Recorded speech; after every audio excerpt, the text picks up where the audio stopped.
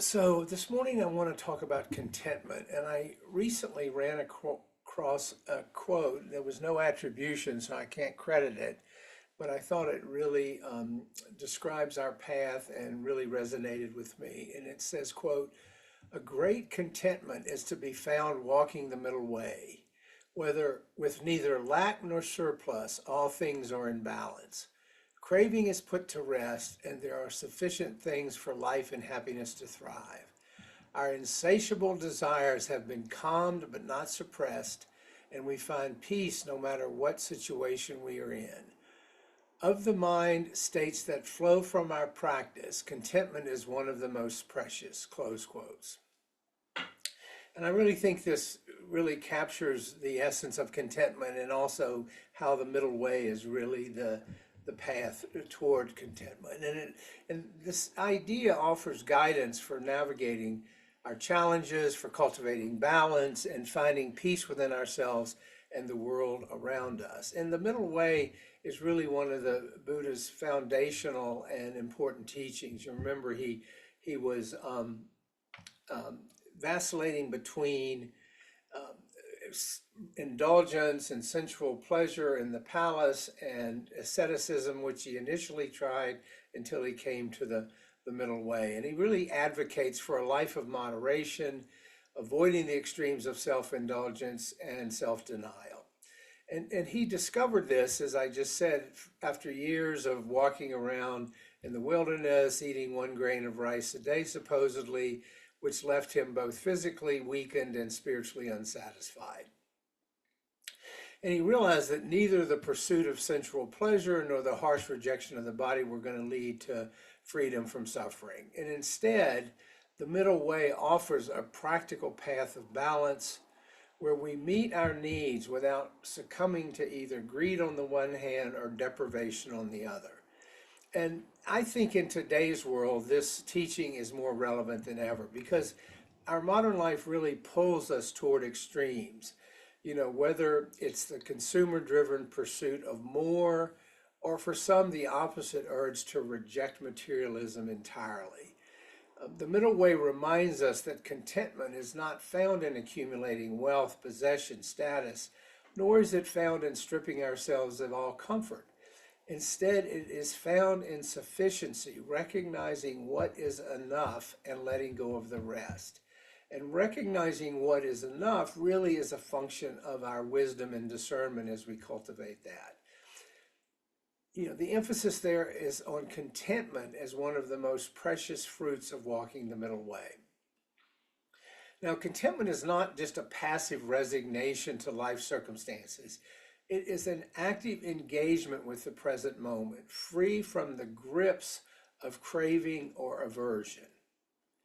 It is this inner state of balance where we appreciate what we have rather than constantly yearning for what we think we lack. And we can always imagine that we're lacking something if we let our minds go there. And on this path, contentment arises naturally as we cultivate both mindfulness and wisdom. When we observe, when we pause, notice, pause, and observe our thoughts and feelings, we really begin to see how craving, this endless drive for more, more, more, causes suffering.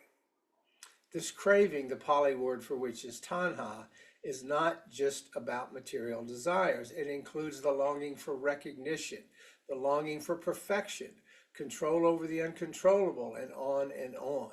It's always craving and yearning for something that we don't have.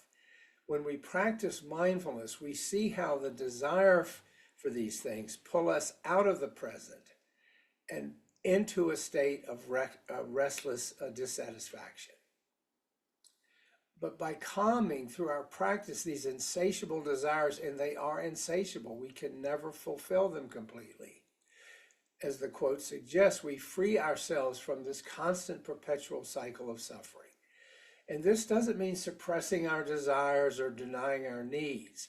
You know, suppression only leads to rigidity and inner conflict and inner struggles. You know, when people say, I'm going to go on a diet and I'm not going to eat anything except, you know, healthy salads for a week, it's just not in harmony with the middle way. It's just not what this is talking about. Rather, we're talking about cultivating a gentle awareness of our desires and then meeting them with compassion and wisdom. Over time, we begin with our practice to see which desires are wholesome and which desires lead to happiness and those which are unwholesome and lead to suffering. So let's talk for some of the strategies, some of the ways we can cultivate this state of contentment in our daily lives. And here again, the Buddha, as he always does, offers us a roadmap. He offers us practical steps.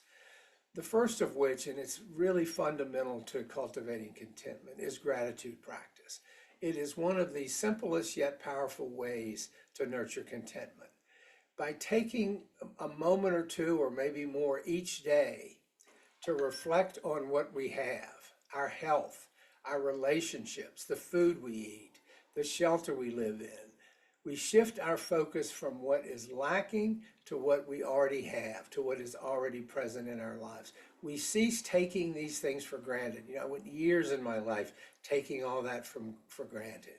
And yet there are millions of people throughout the world that don't have a hint of all that we have gifted to us.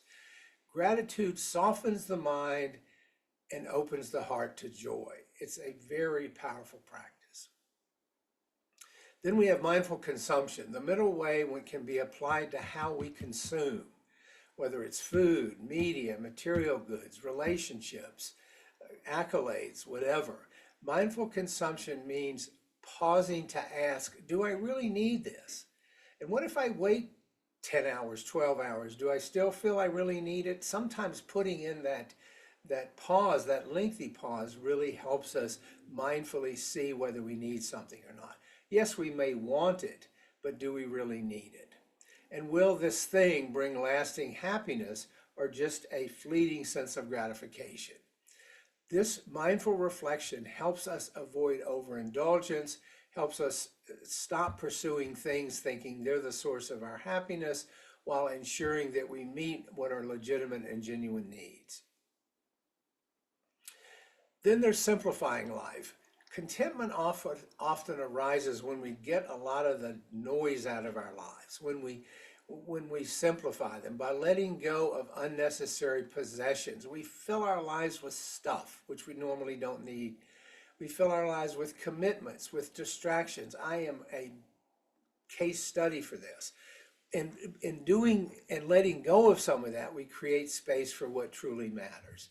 Simplicity here is not about deprivation. It's not about that other side of the middle way. It's about clearing away the clutter to reveal the beauty of the present moment. We fill our lives with unnecessary clutter.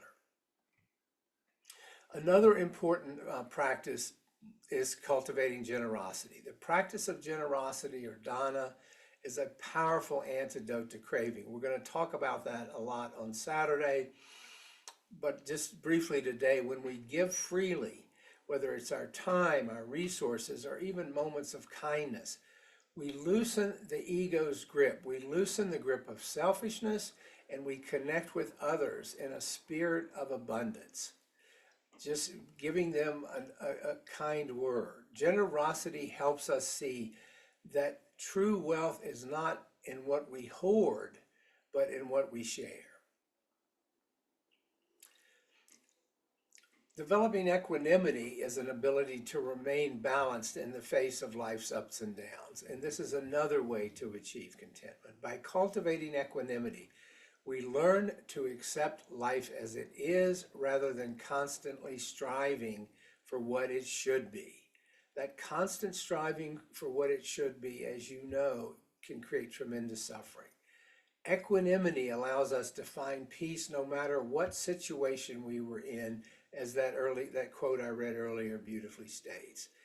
At the heart of the middle way is the realization that enough is a liberating concept. Think about that. Enough is a liberating concept. I love that notion.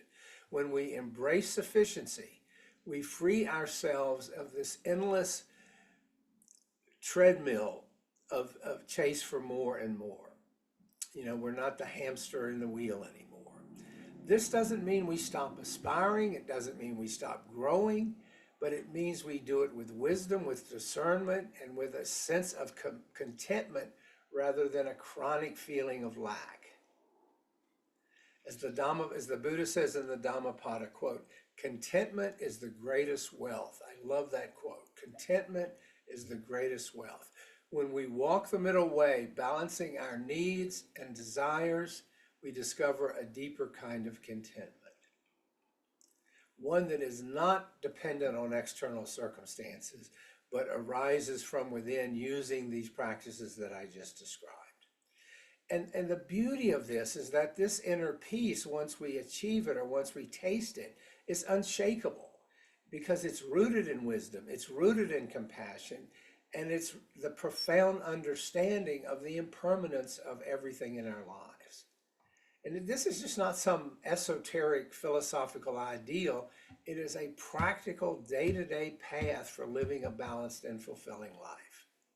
Because when we calm these insatiable desires, and believe me, it's part of our evolution, they're always going to come up. It was critical to the survival of our species. But when we calm them without suppressing them, we create conditions for true contentment to arise. And as the opening quote reminds us, this contentment is one of the most precious mind states that we can cultivate. It is so freeing. It is such a pleasant place to dwell. It allows us to live in harmony with ourselves and with the world, and finding some semblance of peace regardless of life's ever-changing circumstances. So our challenge is to walk the middle way, cherishing this jewel of contentment and discovering the profound happiness that comes from knowing that we already have enough. So those are some thoughts this morning on cultivating contentment.